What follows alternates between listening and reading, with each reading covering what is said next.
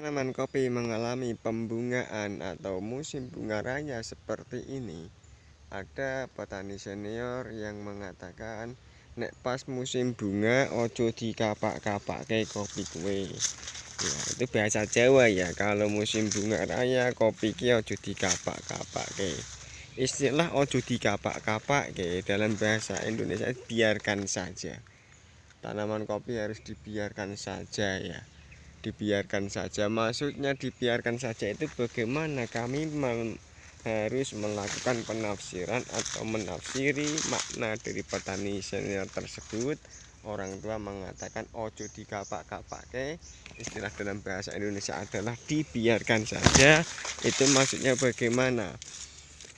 Maksudnya adalah ketika masa pembungaan seperti ini kok dibiarkan saja, itu maksudnya bagaimana? Kita jangan melakukan penyemprotan pakai insektisida. Artinya stop kegiatan penyemprotan pakai insektisida, itu kita stop. Karena apa? Ketika masa bunga raya seperti ini, kopi-kopi tersebut membutuhkan masa-masa penyerbuan.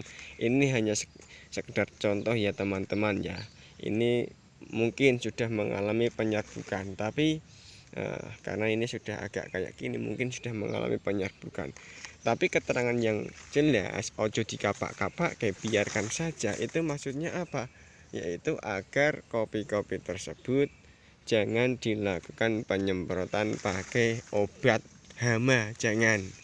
Karena apa? Kalau disemprot pakai obat hama, proses penyerbukan seperti lebah yang sedang itu ya, membantu penyerbukan itu akan mati semua ya, seperti hanya lebah, tawon, kumbang dan lain sebagainya, yaitu hewan-hewan yang membantu melakukan penyerbukan itu akan mati semua. Kalau mati maka penyerbukan itu akan gagal gitu maksudnya ya. Maka istilah ojo dikapak-kapake, biarkan saja, itu memang benar, tapi kan masih butuh penafsiran. Istilah ojo dikapak-kapake, kita biarkan saja, itu apa? Jangan melakukan penyemprotan, penyepraian khususnya pakai insektisida, agar penyerbukan itu banyak yang membantu. Dan apa yang membantu? Yang membantu adalah lebah, kumbang, tawon, serangga dan lain sebagainya ya.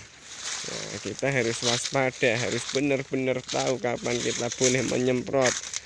Mas Kak, jikalau banyak semutnya seperti tanaman kopi ini kan banyak semutnya, banyak sekali semutnya, overdosis ini, semutnya hyper, sangat banyak sekali, ini mengganggu tanaman. Oke, boleh Anda semprotkan setelah bunga itu menghitam-hitam kayak gini ya, menghitam-hitam kayak gini, Anda boleh semprot pakai insektisida.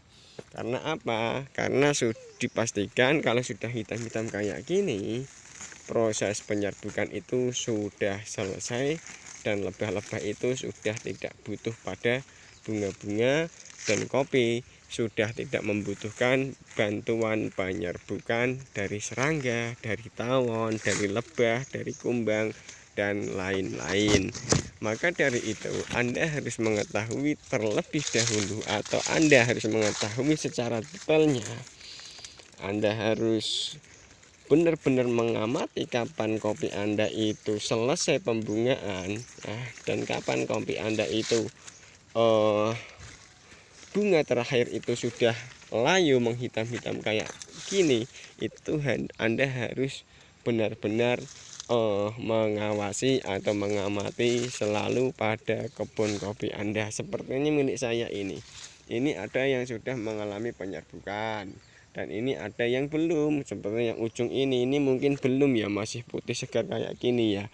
Maka yang saya khawatirkan jikalau saya semprot pakai insektisida, yaitu seperti serangga, lebah, tawon, kumbang, itu akan mati ya, sehingga penyerbukannya tidak sempurna.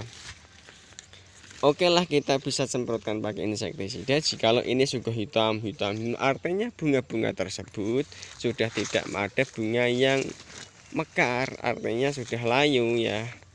Maka boleh kita semprotkan pakai insektisida. Agar apa?